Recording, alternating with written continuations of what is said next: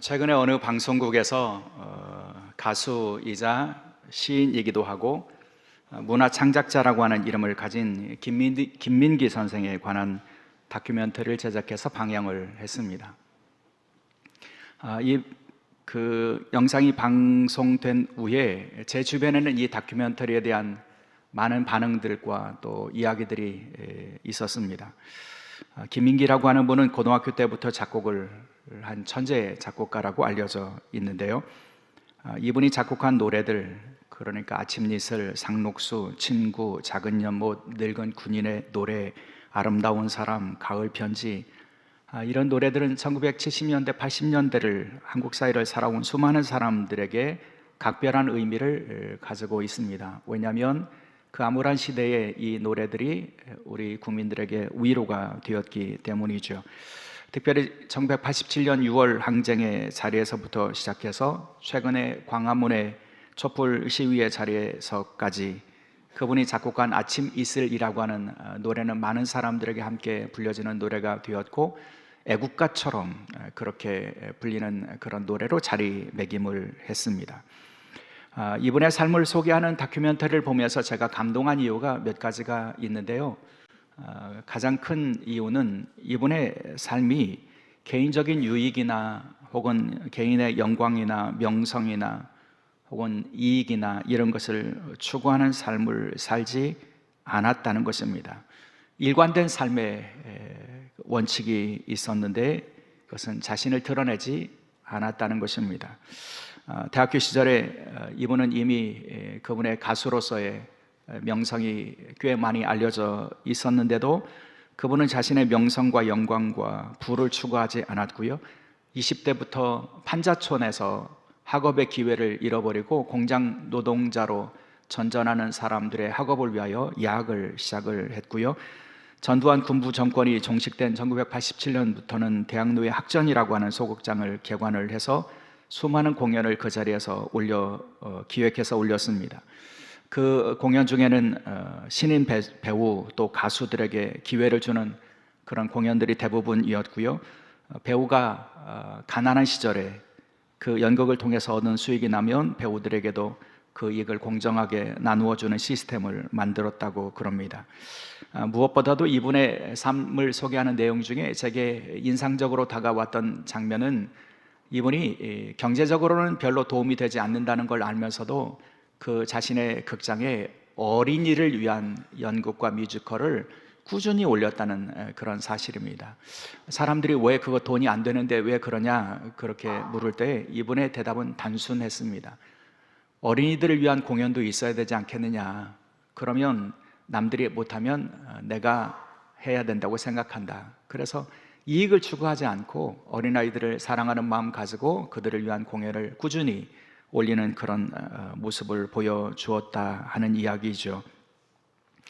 이분이 그렇게 자신의 유익을 추구하지 않고 살아갔던 삶의 일관된 철학과 삶의 자세를 담는 아주 함축적인 하나의 이름이 그분에게 붙어 있는데, 그래서 다큐멘터리의 제목에 사용되기도 한 표현이 하나가 있는데 그것이 뒷것이라고 하는 그런 개념이었습니다.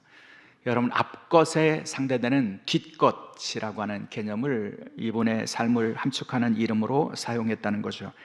그러니까 이분은 자신을 늘 뒷것으로 자처했다는 겁니다.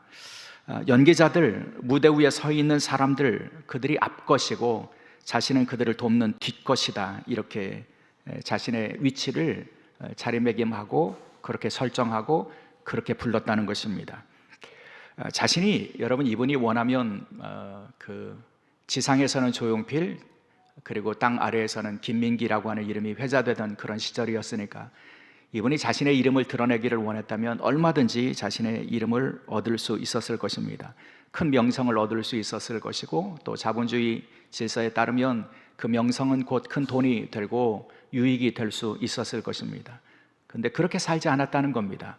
다른 사람들을 앞것으로 세우고 자신은 기꺼이 뒷것의 인생을 사는 그런 모습을 그 인생에 일관되게 사신 분이시라는 거죠. 저는 이분의 모습을 보고 어떤 문화 기획자나 혹은 가수나 혹은 작곡가나 이런 이미지가 아니라 성자의 이미지로 다가왔습니다. 자기 스스로를 섬기는 자라고 모든 사람을 섬기는 종이라고 자처하고 모든 사람을 위하여 자신의 모든 것을 내어주신 예수 그리스도의 모습도 떠올랐습니다.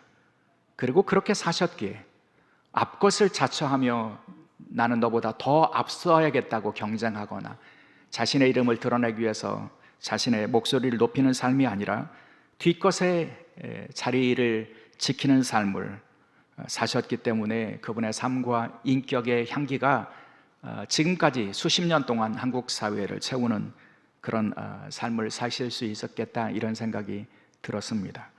사랑하는 여러분, 그분이 보여주신 삶의 자세, 자신의 이기적인 욕심을 앞세우고 자신의 이름과 영광을 앞세우는 세상의 문화를 거스르며 살아가는 그런 모습, 앞것 되기를 원치 않고 뒷것 되기를 자처했던 그 모습, 자신의 유익보다는 다른 이의 유익과 기쁨을 주는 삶을 선택했던 그 모습, 저는 그 모습이 바로 하나님 나라 백성들의 삶의 모습이라고 믿습니다.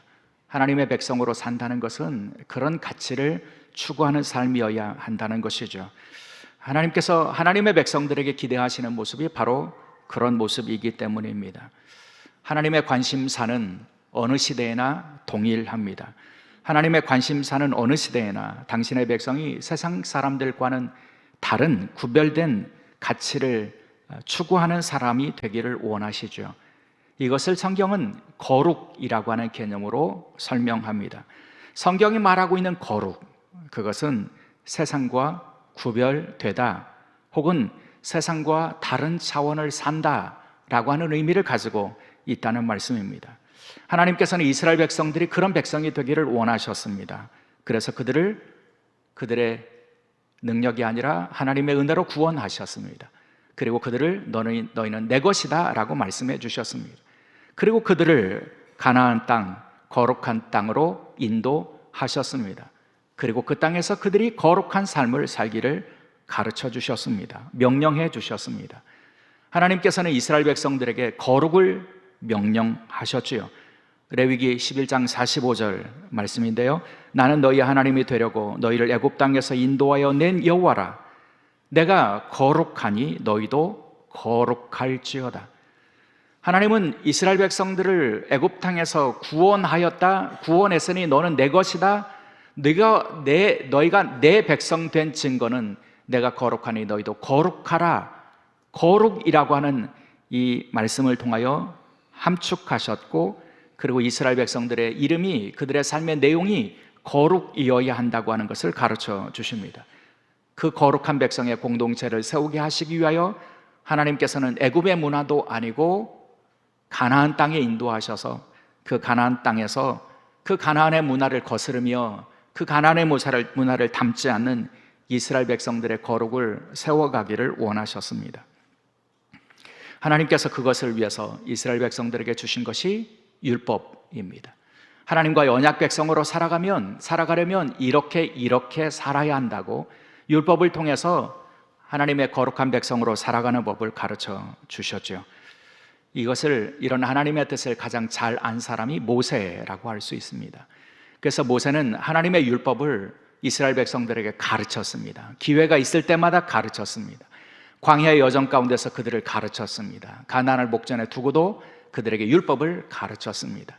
그래서 그 율법을 통해서 이스라엘 백성들이 거룩한 백성이 되기를 그들에게 가르치고 명령했습니다. 그런 모세의 마음을 우리가 신명기에서 확인할 수 있는데, 그래서 신명기에서 모세가 가장 강조하는 두 가지 개념이 있습니다. 하나는 가르치라고 하는 명령이고요, 다른 하나는 지키라 혹은 행하라 라고 하는 그런 명령입니다. 하나님은 우리에게 율법을 주셨으니 그 율법을 따라 거룩한 백성이 되려면, 거룩한 백성의 공동체를 이루려면 이스라엘 백성들이 지켜야 될 것이 두 가지 있다는 겁니다. 하나님이 가르쳐 주신 율법을 너희의 자손과 너희의 후손들에게 가르쳐야 한다는 겁니다.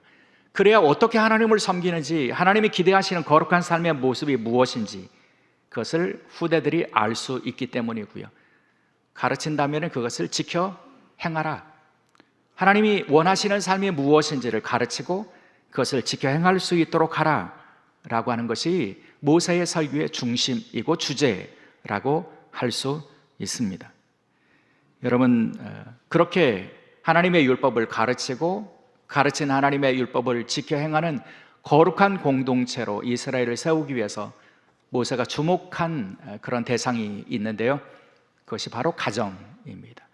이스라엘 백성들을 거룩한 백성으로 세우기 위해서 하나님께서 주목하시고 모세가 주목한 대상이 가정이었다는 겁니다. 왜냐하면 가정을 통해서 가르치고 그래서 지켜 행하는 일들이 이루어질 수 있기 때문이죠.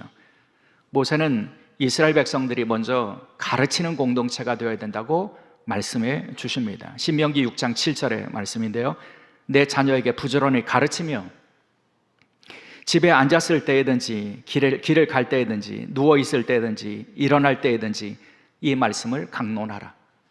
여러분, 가르치라고요, 강론하라고요. 이것이 이스라엘 백성들의 모습이 되어야 한다고 말씀해 주십니다.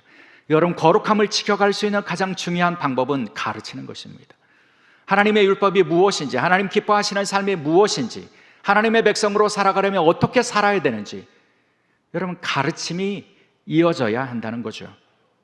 여러분들도 아십니다. 제가 언젠가 유대인의 가정을 보여주는 다큐멘터리를 보면서 굉장히 큰 도전을 받은 적이 있는데요, 유대인들의 가정은 그들이 지금 유럽에 살든 미국에 살든 그들의 삶의 패턴은 거의 비슷합니다. 그것 중에 하나가 뭐냐면 자녀들을 말씀을 가르치는 일에 그들은 멈춤이 없다는 겁니다. 포기하지 않는다는 겁니다. 제가 보았던 영상에 보면 자녀들을 말씀으로 가르치는 일은 아버지의 몫인데요, 아버지가 저녁을 먹고 나서 일정한 시간이 되면 아들과 자녀들을 아버지의 방으로 서재로 불러드립니다. 그리고는 1대1로 자녀들에게 말씀을 가르칩니다. 토라를 가르칩니다. 율법을 가르칩니다.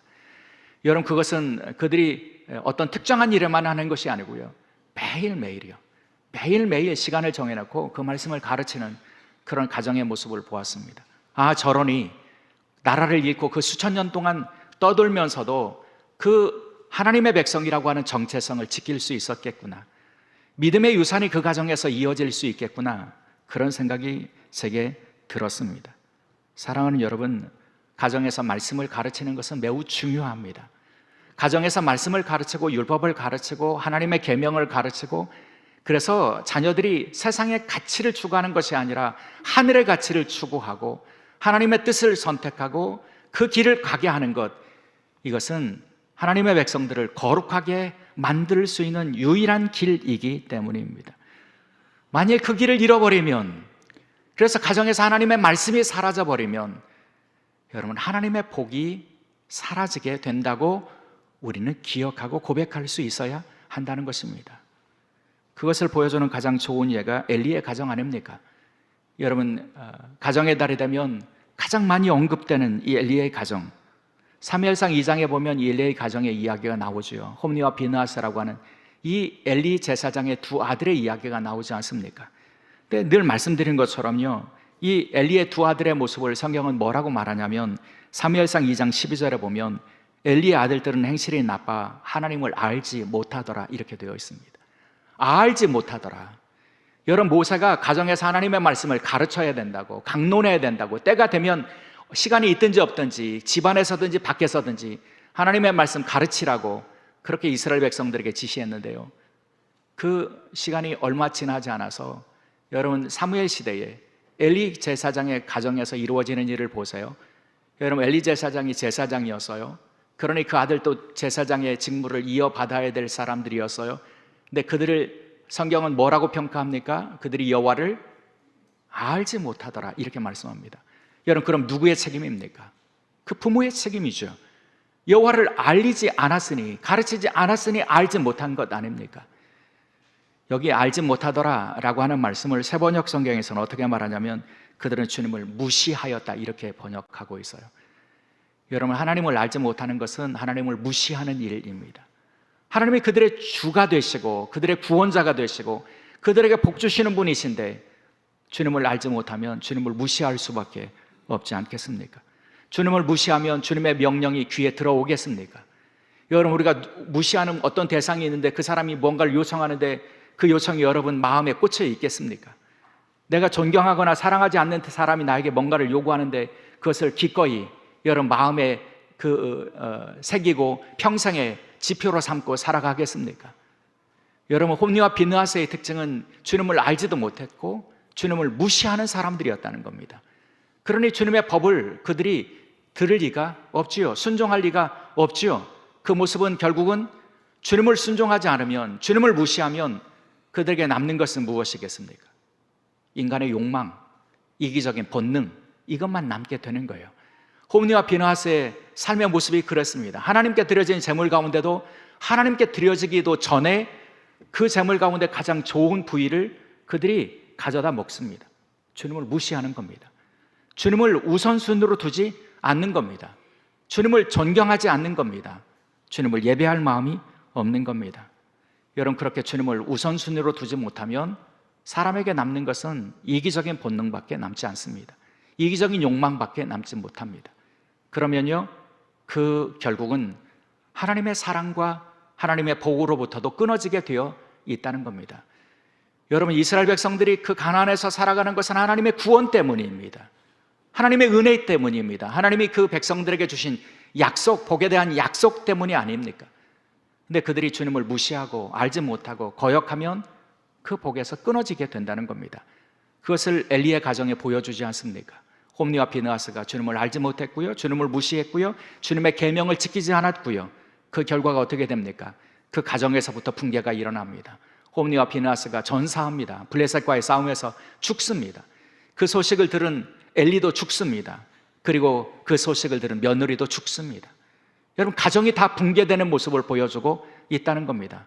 주님을 무시한 가정에 결국은 주님이 주시는 복에서 끊어질 수밖에 없다는 것을 보여주는 겁니다. 그리고 결국에는요, 이스라엘이 수치를 당합니다. 하나님이 주시는 영광을 얻고 하나님이 주시는 승리를, 하나님이 주시는 복으로 얻어야 되는 이스라엘 백성들이 하나님을 무시하고 하나님의 율법을 떠나고 결국 그 끝에 블레셋에게 압제를 당하고 빼앗기고 패배하고, 그래서 수치를 당하는 결국을 가져오게 됩니다.